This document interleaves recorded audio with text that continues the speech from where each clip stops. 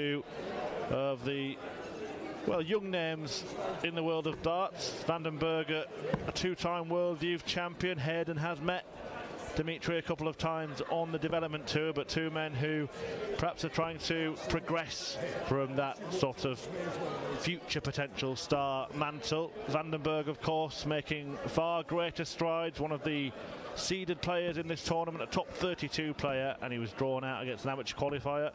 You'd have to say it's a decent draw for Dimitri, because some of the seeded players, Paul Nicholson, didn't get the kind of draws they were hoping for. Yeah, that's very fair, considering who is on the main stage this evening. I think a couple of those big hitters will think that could have been kinder. I'm talking, of course, say MVG versus Aspinall. That couldn't have been more tantalising if it was cooked up by Gordon Ramsay. I do, however, love Rhys's nickname, because it just rolls off the tongue nice. Yeah, it fits with the walk-on song. Rhys Hayden, we are going to see the... I was going to say we're going to see the bull. I thought that's what I heard Russ Bray say, but my ears have deceived me. Hayden won the bull in the practice room and throws first in this match. Welcome, by the way, if you are joining us on the PDC Facebook page. We are going to show you the first match of this evening's session here on stage 2 for free, and if you want to watch the rest of the action, all you need to do is head over to the PDC website, pdc.tv, and bag yourself a weekend pass. $2.99. You'll see all of the remaining matches on stage 2 tonight, and live and exclusive coverage from this stage tomorrow. We're going to see some of the world's best players, Paul. I know that Michael Van Gerwen and Nathan Aspinall are going to lock horns on the main stage on ITV4, but we have got the likes of Dave Chisnell, Stephen Bunting, and a brilliant final match on stage 2 tonight between Krzysztof Ratajski and Chris Dobie. And of course, we're bound to see some of the bigger names tomorrow, because, well, there's not room for them all to play on the main stage. No, there isn't. All you've got to do is look at some of the other boards to see who's been squeezed away from stage 1 and stage 2. And as Dimitri does the sensible thing of going away from that treble 20 because the second dart was dangling in, someone like Mensa Sulovic, for instance, gone to stage 3, Adrian Lewis on stage 5, and Rob Cross, of course, he's on stage 5 as well against Neil Zonneveld. But Bergh, they're going to get an early break. Is he going to have a crack? He doesn't need to. He's got a huge lead. But when you're Dimitri, you can do what you want. What a start here on stage 2. Never mind the big hitters, the big names over on the main stage. We've just had the big fish here for starters on stage 2. Dimitri Bergh taking out the 170 in leg 1. Well, what did Alberto Tomba used to say? It's all downhill from here. You don't know who Alberto Tomba is, do you? I'm just hoping it's not all downhill from here. He was a very good downhill skier. I see. Now that does make sense. Should have said Lindsey Vonn. Rhys Hayden has been given a glimpse into life on the big stage in the PDC. He has beaten Dimitri Bergh before. They've met twice on the development tour and have a win each under their belts over the last couple of years. Hayden, as Russ Bray mentioned in his introduction, one of 2 amateur qualifiers to make it this far. He is starting off rather nervously, it has to be said. The other one is Louis Williams, who had a fantastic run. Hayden to get here, but he played 2 of the other, I'm going to say, so-called amateur qualifiers. That is a route that they've come through, but if you're going to call James Richardson an amateur, then I'm not sure that bill fits. But he beat Richardson in the second round, having seen off Jamie Clark 6-5 in the first. And the most impressive of the results, a 6-2 win against Spain's Tony Alcinas. Yeah, Tony always dangerous. And that is a nice little feather into the cap of Rhys lighting. This sight on camera is invaluable to look at the technique of these 2 players. Just look at Bergh next time around. The flight of the dart doesn't drop below the chin level as he brings it back. Perfect technique. But if you look at Rhys, for instance, there's a big dip of the lead elbow, and that flight and the dart comes way below chin level, and that's where you lose control of the dart. He's a good 2 or 3 inches sometimes underneath the level of his eye line, and to say that if Rhys was to improve, I would say that the backlift of the technique would probably have to shorten to something like that of Dimitri. 92. Well, he's just had a 170 checkout hit against him. Hayden looking at 140 to level things up. He'll be happy enough from here to leave a ton, but would have to rely on Bergh not cleaning up a simple 60. Well, if you're Dimmy here, you'll be looking at a portion of the single to try and leave plenty of space. That's half decent, but he does need to move. You saw it brush the flight. And now you get the feeling that Rhys just needs to find that first double or bullseye just to get the juices flowing in a positive manner. Both players just taking the time before approaching the oki. We know that Bergh does that quite a lot. But Hayden off the mark there. Has he been able to rescue it? He has. A wonderful rescue act from Rhys Hayden to complete the 95 combo. 17 with the first start, left him 78. Treble 18 followed by double 12, one apiece. One thing you'll notice about Rhys through this match, he's very intense. I think the word try has to be in capital letters and in bold, because he gives everything every time. His other half is in the crowd. Josie, daughter of Lorraine Winstanley. I'm sure she's feeling the nerves right now. She's a dart player herself. I actually had the privilege of sitting with Rhys and Josie at Q School. Spent a bit of time with them. Lovely people.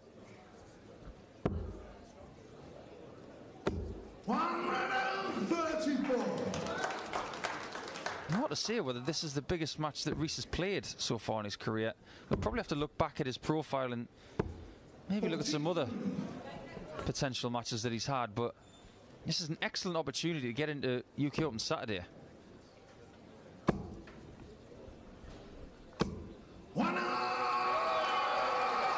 Bergh trying to rectify the fact that he surrendered his throw,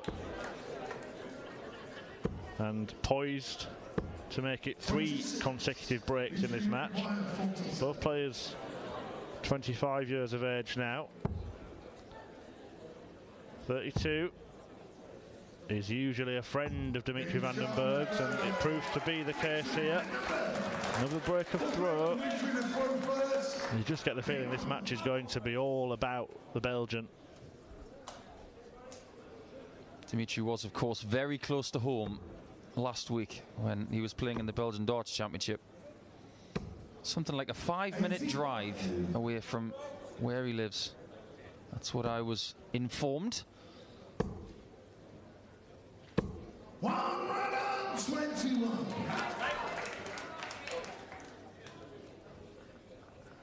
Didn't win the tournament, but I'm sure was very proud to have played in a European Tour event in his home country. Just seems to be the more consistent in the early parts of this match. Rhys still trying to find that first dart. It is Hayden's first foray into a PDC major tournament. He did appear at the Lakeside at the BDO World Championship back in 2015. Was beaten 3-2 by Jim Widmeyer. Yeah, he is from the United States. I think he's an officer of the law, is Jim Widmeyer. Good player, very good friend of Jeff Smith's and most of the North American contingent. Well, Jim went on to beat Rick Hofstra in the next round before eventually losing out to Wolfie Martin Adams. No disgrace in that. Hayden got close to him on that occasion. 100. Make sure you require 101. Right, where does Dimitri go? He's looking at 19s. So now, single 17 will leave tops. I don't mind that route when your opponent is on a, say, a 5% shot. And what I mean by that is he's going to get a shot at a double from a 1-4-1 probably 1 time out of 10 and convert it 5 times out of 100. This for the first hold. Edging his way closer. He won't be happy with any of those shots. We have to admit that. Way too high. Good 1.5 centimetres too high, and then a 1.5 centimetres too low. Didn't really scare it. And Rhys has been given an extra chance. Tops. 37. Well, he got the chance. He didn't take it. And Dimitri van den Bergh denies him another and has an early hold on this match with the first hold of the match. However, unlike this afternoon, it is now a race to 10 legs. It's a format that a lot of players won't be too familiar with that are left in the draw, but the top guys, the high world ranked guys, they'll be used to this format, not through just this event, but the first round of the World Match Play is best of 19 as well. And the World Match Play is somewhere that Dimitri van den Bergh has never played, which is quite ridiculous when you think about it. But you've got to feel that van den Bergh maybe has more experience of playing long format pressure darts than Rhys does. So with that in mind, maybe there's no pressure on Rhys in this game. There are games going on across the other 7 boards. Gerwyn Price against Danny Noppert is on the main stage. I can tell you that Jelle Klaassen has raced into a 5-2 lead against William Borland over on board 6.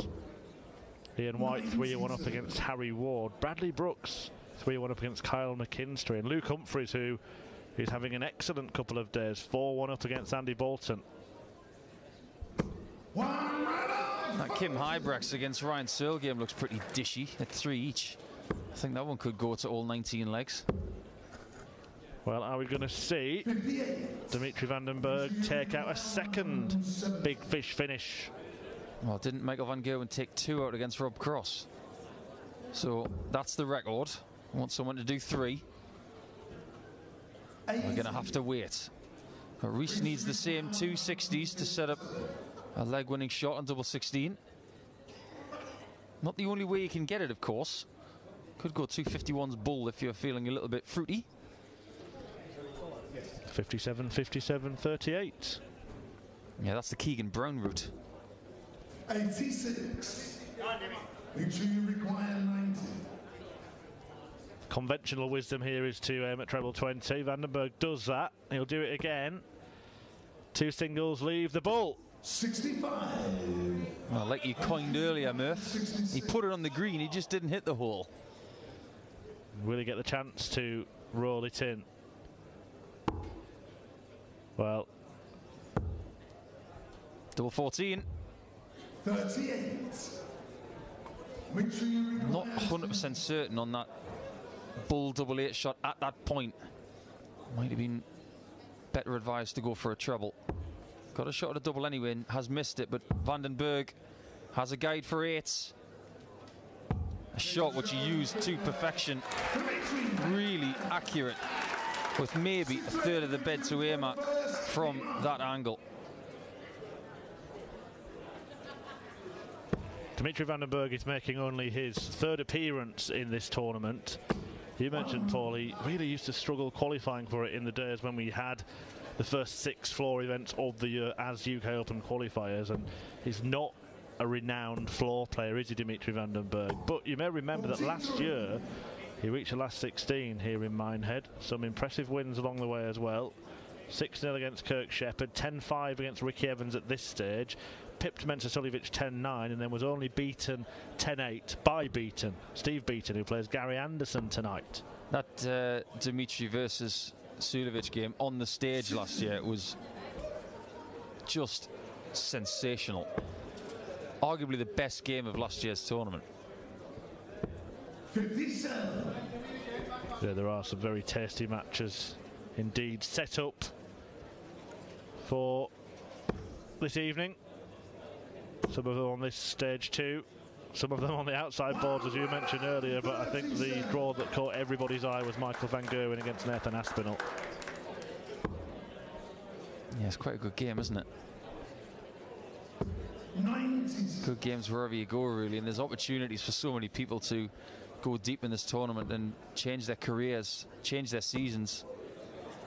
Van den Bergh just seems so strong with that first dart at the moment. He's outscoring Rhys and strangling him a little bit in the early and middle parts of legs.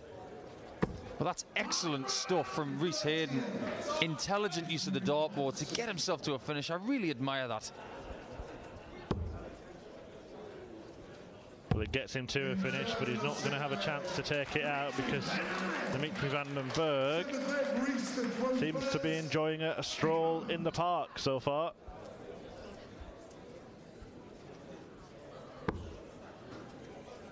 Well, the lucky man from the draw at around about 5:20 was Martin Atkins, who came through a brilliant match this afternoon where he took out 138 on double 9 to win the match by the odd leg, and then in the draw he got the bye that was gifted to someone via the withdrawal of Max Hopp.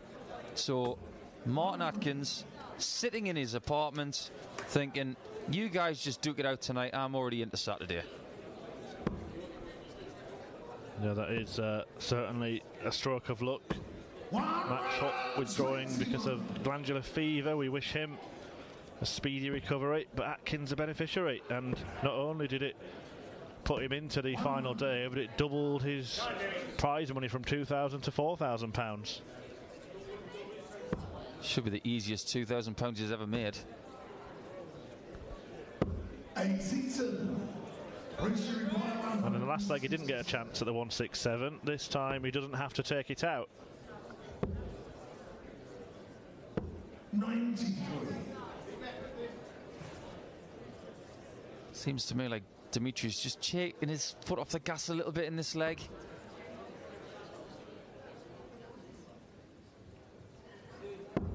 I've always thought, you know, Murph, that when he played in the World Cup with Kim Huybrechts and he showed a little bit more animation, he looked very, very good, and he just doesn't seem to use that kind of tactic on stage enough. Sometimes he looks too tense and he has to find a way to release that. But this would be cruel. Double 14. Oh, it wasn't close, but what an effort from Dimitri. This is huge. I think it might be fair to say that this has to go. And it has gone, and that is very mature, very assured, and very impressive from Rhys Hayden. Did you have any doubt that a left-hander would miss double 10? Just think about the lefties who love double 10. There's so many of them. Webster, Wade, Palfrey, 57. Les Wallace. They all love double 10. Every one of them. So my mate Dan Dawson's a lefty, and he rarely hits double 10 unless he's going for treble 20.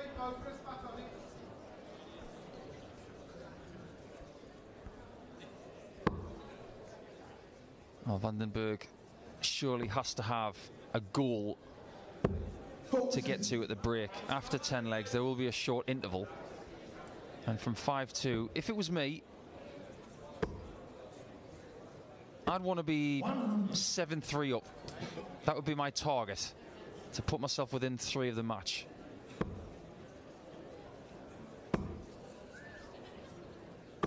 I would have been flabbergasted if he hadn't got the 180 there. It was so inviting. It was like hitting the goalposts, or in between the goalposts from about 10 yards away. That's his second of this match, Dimitri van den Bergh, and indeed of the tournament going into this round. Ryan Searle had hit 7, Scott Waite's 8. 7 of those in one match. Back-to-back from the Belgian. 96. Doesn't mind back-to-back. He won both of his World Youth titles in this complex. On the main stage, of course. Double 16. He's been here before.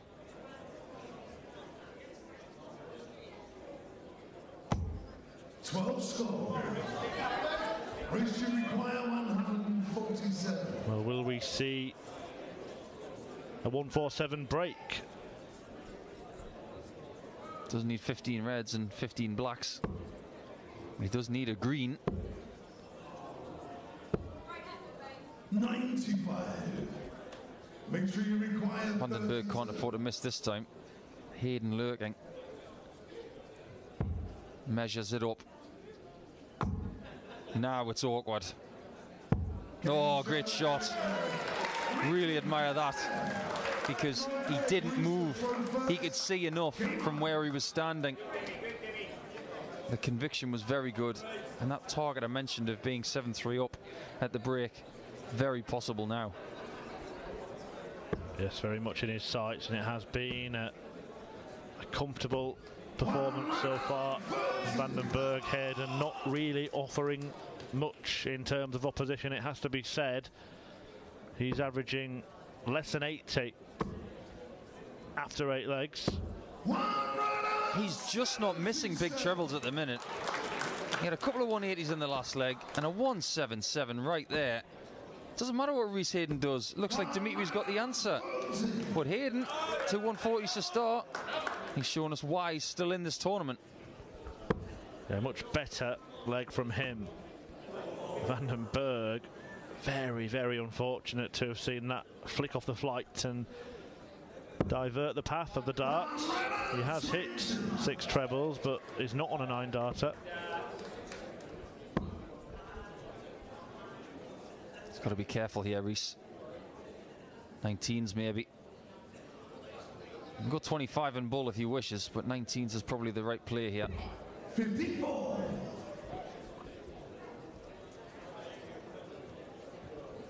Another 180 behind he.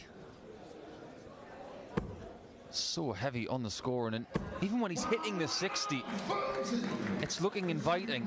It's always hitting the right portion of it. Yeah, Rhys always seems to be on a big finish. This time the big finish is on. Well, that was a whisker away. Would have sat right alongside the 170 match opening checkout produced by his opponent. Small margins, but the margin in this match looks like being increased. Not quite. And maybe after that brave effort on the 167, Rhys Hayden deserves this chance. A chance from this position, 6-2 down, that he cannot miss. Lefties like 10s. And he's left 10s. See if the Paul Nicholson formula is correct. They never miss, Paul. They never miss. Completely deliberate from Rhys Hayden. Just going 5, 6, 7. Just so happens that it was double 7. Well, he will have to settle for 7-3 at best now, but whisper it quietly. If Hayden can somehow earn himself a break of throw here, we have a very, very different match to the one that seemed to be developing. I couldn't agree more. 34. The chasm that 7-3 is against the very doable situation of 6-4 down. This leg is huge. Sometimes, Paul, when you're playing at a decent standard and seemingly on course to win easily, you can switch off, can't you, and kind of get dragged into your opponent's level, and the likelihood is that they're not going to play at that level for the rest of the match, as Rhys Hayden, right on cue, demonstrates. Yeah, one in the left corner, one in the right corner, another one in the right corner. You could have fit another 9 in there. It only but takes you're right. a slight drop from the player in front and a slight raise from the player behind, and it can all turn around very quickly indeed. That's why we love this game. And the way Rhys is playing right now, he's going to wish that there was no break. He wants to keep going. But he has to get this leg.